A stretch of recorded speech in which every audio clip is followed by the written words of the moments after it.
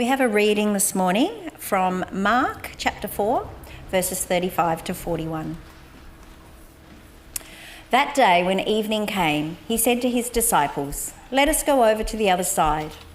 Leaving the crowd behind, they took him along just as he was in the boat. There were also other boats with him. A furious squall came up and the waves broke over the boat so that it was nearly swamped. Jesus was in the stern, sleeping on a cushion. The disciples woke him and said to him, "Teacher, don't you care if we drown?" He got up, rebuked the wind, and said to the waves, "Quiet, be still." Then the wind died down and it was completely calm. He said to his disciples, "Why are you so afraid? Do you still have no faith?" They were terrified and asked each other, "Who is this? Even the wind and the waves obey him." Alastair will be talking to us a bit later in relation to that reading. Good morning. New technology this morning. I've got this thing around my ear. I've never had that before. It seems to work all right. This year we're going to be looking at the Gospel of Mark. We'll try and do it this year. Who knows? These things tend to spread out, so it might spread into 2025. But that's okay, because I think we ought to be looking at a gospel about the life of Jesus all the time, really. Whatever other Bible study and reading you're doing, the gospel's something we should be doing in the background, because the life and death and resurrection of Jesus is absolutely central, yes? I mean, the Old Testament gives us a whole lot of history and prophecy and poetry that is context. The Acts gives us that story of the spreading gospel. The epistles give us a commentary on the life of Jesus. But actually knowing the life of Jesus, what he did, what he said, is something we should be dwelling on all the time. So, how would you go about writing a book? I'm trying to write a book with a friend of mine and some help from others about freshwater crayfish. I want people to know about freshwater. People need to know about freshwater crayfish. They do. And how to identify them. And to do that, Ryan and I have chosen a model. And the model is Angus McNabb's excellent book on Tasmanian wildlife. And we're going to shape our book in the same sort of way with pictures and details and stuff. It's a model. But how would you go about writing a gospel? When Mark sat down to write his gospel, there was no model. Nobody had ever written a gospel before. So imagine you're sitting down to write the Gospel of Don Bradman or the Gospel of Gough Whitlam, okay? You would go to all the sources. There would be books, there would be newspaper articles, there would be archival movie footage, there would be all sorts of information about these people you might want to write a gospel about. But why would you want to write a Gospel of Don Bradman or Gough Whitlam? Because you'd be trying to tell the story of the life of somebody who you thought was inspiring, perhaps. I don't know, Gough, inspiring, I don't know. Or to introduce them to somebody who didn't know their culture, their context, or perhaps who misunderstood what they were about.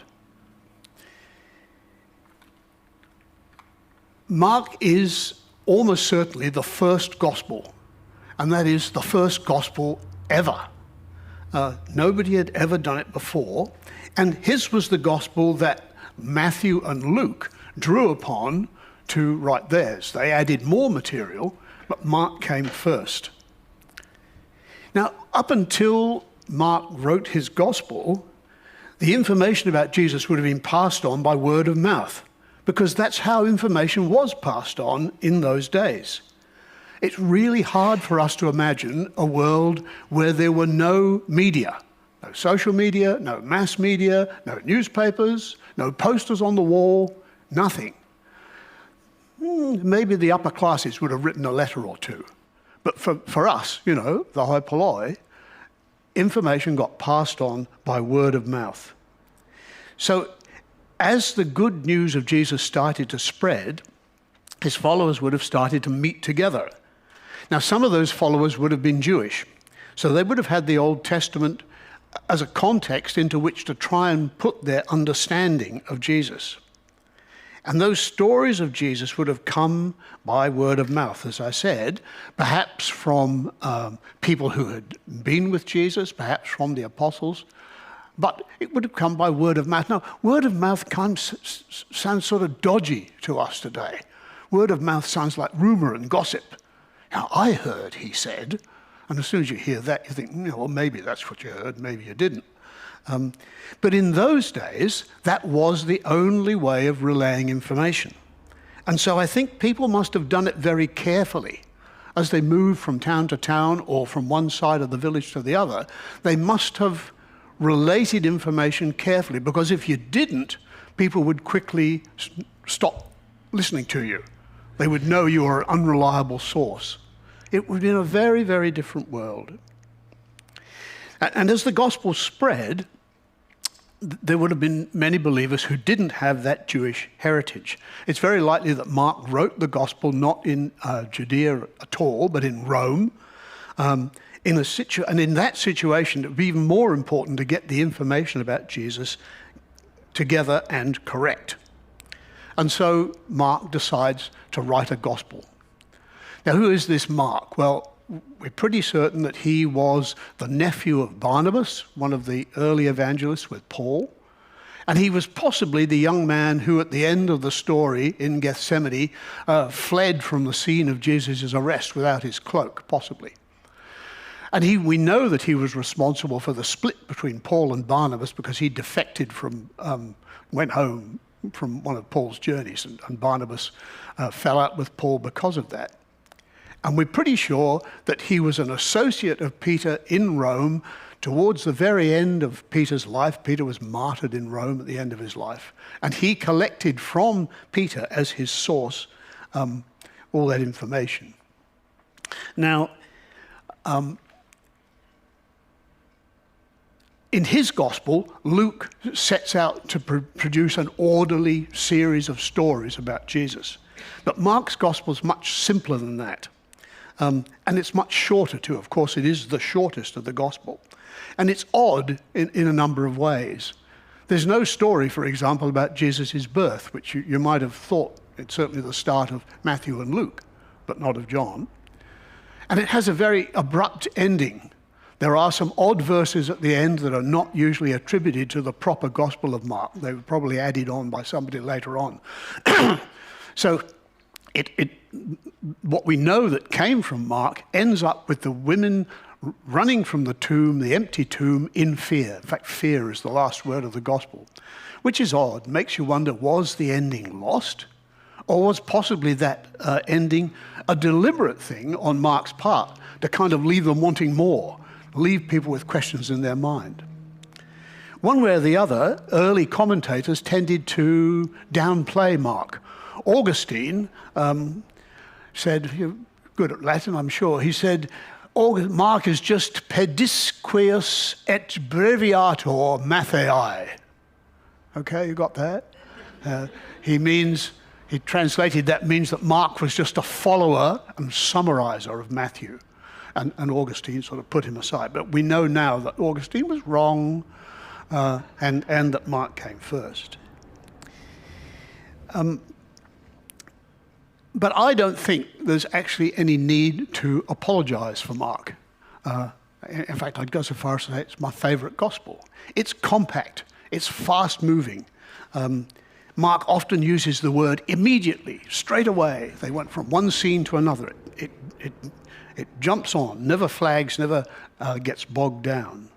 And it's not surprising that it's often the first gospel to be translated into a new language, and often the gospel that's given to seekers or non-believers because of its shortness and conciseness. And it seems to me that it is also the warmest of the gospels. The reason I've got Helen to read that passage about the storm is because a couple of years ago, and I've said this here before a number of times, that phrase in that story, just as he was, they took him into the boat just as he was. And I can't find the commentators say anything about that. What it says is Jesus was exhausted. He'd been teaching all day. There was nothing left. Took him in the boat. He lay down on the cushion, fell asleep. He was a human, exhausted, and in a few moments, he was the Lord of the universe calming the storm. There are wonderful details in Mark. In the story of the feeding the 5,000, he talks about the people sitting down on the green grass. Why bother with that? It's an irrelevant detail, but you might imagine Peter saying, remember it as if it was yesterday. The grass was green, the people sat down in these little groups. And Mark's faithfully jotting down Peter's story and getting in those little details. And he was also writing for Gentiles like us. He wasn't writing for Jewish people. So he's careful to explain things. And he also includes actual words that Jesus spoke. And I think there's something rather wonderful about having the actual words that came out of Jesus' mouth. Talitha cum. I've no idea how Jesus would have pronounced that. That's what he said to the little girl as he brought her back to life. Talitha cum, little girl, arise. That was actually the very words that Jesus spoke. So Mark's gospel points unequivocally to Jesus. It's to tell people this is what Jesus is like. Now, we're actually going to have 2 Bible Project videos today. I didn't know that Dave was going to use Bible Project video today. That's fine. But he also stole my line, which was that they can do it much better than I can. So looking to look at the structure of Mark's gospel, and that's where we'll finish, we'll play that Bible Project video right now.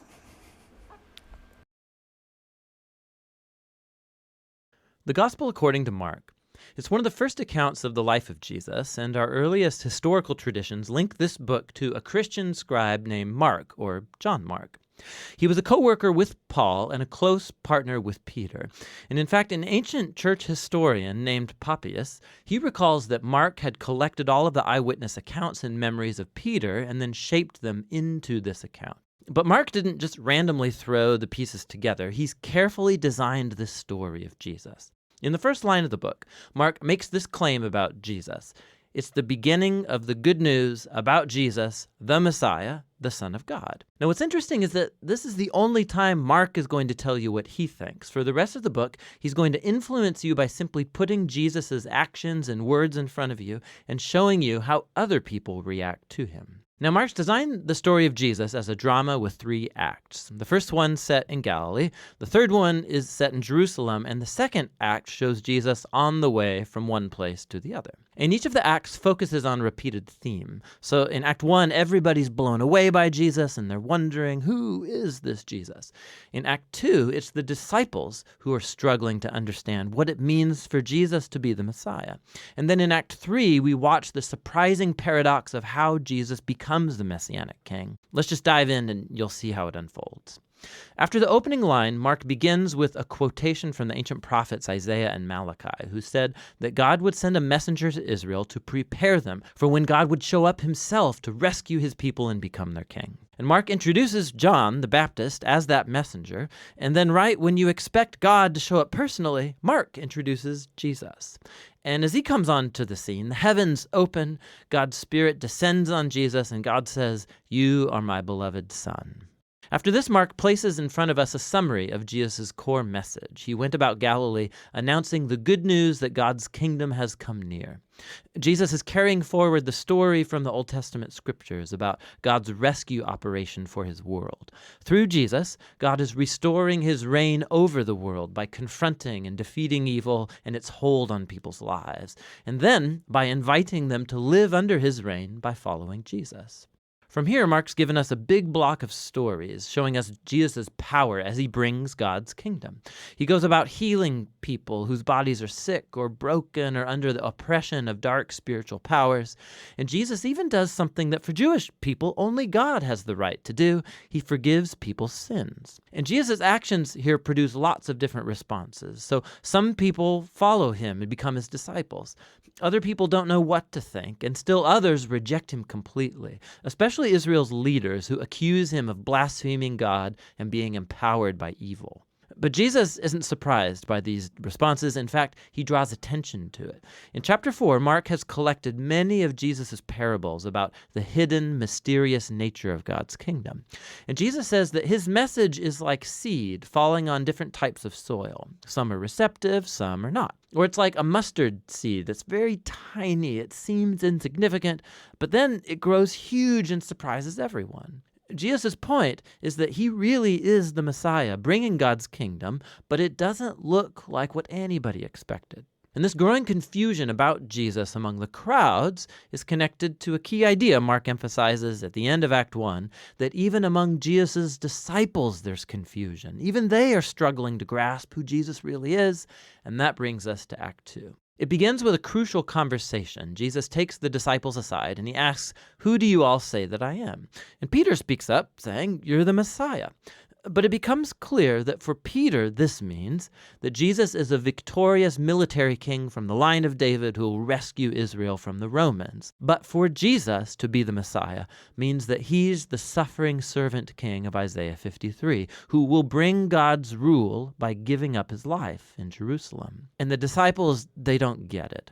They think following King Jesus is going to mean fame and status and importance, and Jesus makes it clear that following him is actually like dying, like carrying your own cross. It means rejecting violence and pride and selfishness and giving one's life out for others in acts of service and love. He has the same conversation with them 2 more times, and it all culminates in Jesus' important statement that the Son of Man did not come to be served, but to become a servant and give his life as a ransom for many. The disciples still don't get it. They respond in confusion and fear. And so here in Act 2, Mark has placed another key story that echoes the book's introduction. Jesus takes 3 of his disciples up to a mountain, and he's suddenly transformed. He's radiating with light and glory, and a cloud envelops them. Now, this is just like the glory of the God of Israel that showed up long ago on Mount Sinai. And then the 2 prophets who stood in God's presence on Mount Sinai, Moses and Elijah, they appear next to Jesus as God announces again, "This is my beloved Son." Now, by placing this story in the middle of all these conversations in Act 2, Mark is making an astounding claim that Jesus, God's Son, is the physical embodiment of God's own glory. And in Jesus, the glorious God of Israel is going to become king by suffering and dying for the sins of his own people. It's a puzzling claim that confuses and scares the disciples as they leave the mountain. Which brings us to Act 3. Jesus makes a very public royal entry into Jerusalem for Passover. People are hailing him as the Messiah. Then he enters into the temple courtyard and he asserts his royal authority by running out the thieves and crooks and stopping the sacrificial system. Then this kicks off a whole week of Jesus debating and confronting the leaders of Israel, condemning their hypocrisy, and so they set in motion a plan to have him killed. And Jesus warns his disciples, predicting that Jerusalem and its temple will be destroyed within a generation, and his disciples will be persecuted just like him, until he returns one day to bring God's kingdom fully over the world. And it all leads up to the final night. Jesus has his last Passover meal with the disciples, a symbolic meal that told the story of Israel's liberation from slavery through the death of the Passover lamb. And Jesus takes these symbols and he gives them new meaning. They point to the liberation from sin and death that will happen through the death of the suffering servant Messiah. From here, the story rushes forward to Jesus' arrest, his trial before Israel's priests and the Roman governor Pilate, all resulting in Jesus' crucifixion.